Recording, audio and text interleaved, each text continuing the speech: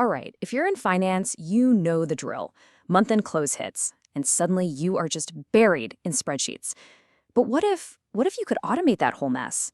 Today, we're going to dig into how you can use SQL to transform that mountain of raw data into sharp, strategic decisions and do it in a fraction of the time. So let's just be honest for a second. Think about your last month-end report. How many hours did it really take? If you're in FP&A, you know it's this marathon of downloading CSVs, battling VLOOKUPs that seem designed to break, and just chasing down numbers from a dozen different places. It's a huge pain point for literally everyone, and there is a much, much better way. And this really lays it all out, doesn't it? On the left, you've got the old way, just slow, manual, fragile. Where one broken formula can just blow up your entire afternoon. But on the right, that's the new way. A world of one-click scripts, automated reports, and getting insights almost instantly. And look, this isn't some far-off dream. This is what's possible right now. So how do we get there? Well, it all starts with having the right toolkit. So let's break down the key pieces you'll need to build out this new automated data universe for yourself. Okay, first up is SQL, which stands for Structured Query Language. Now, don't let the name scare you. Seriously, just think of it as the language you use to talk to your data.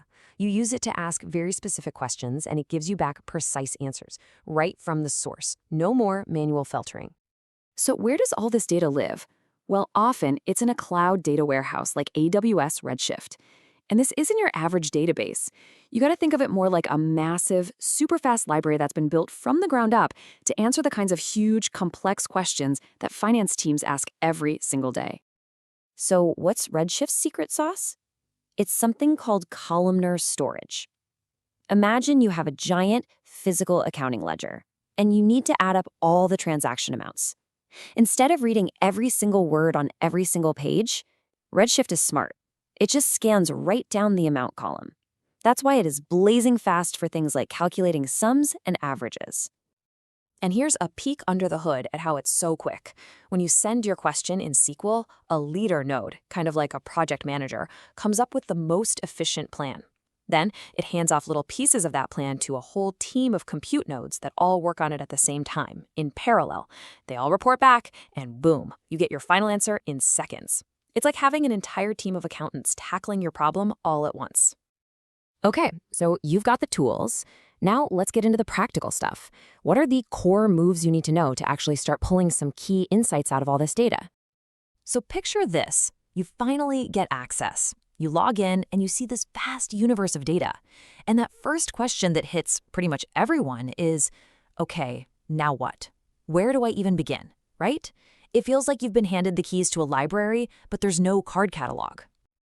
And this is your map. It's called the data dictionary. These system tables right here are going to be your new best friends. They let you ask the warehouse about itself. You can see all the sections of the library. Those are called schemas. Then you can see all the books or tables inside each section. And finally, you can look inside a book to see all its chapters, which are just the columns. All right, once you've found the tables you need, like, say, a transactions table and a customer details table, the next step is to connect them. And this, my friends, is where the real magic happens. This is done using something called joins. The one you'll use most of the time is called an inner join. It's actually really simple.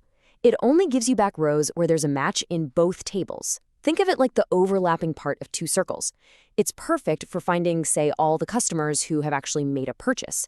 If a customer is in your system but they've never bought anything, they won't show up. But what if you want to see all of your customers and then find out if they've made any transactions? For that, you use a left join. This gives you every single row from that first or left table, and then it pulls in any matching data from the right. This is so powerful for seeing the complete picture, like finding out exactly which customers haven't bought anything in the last 6 months. Now listen up, because this is a pro tip that will save you from a major headache down the road. After every single join you write, check your row counts.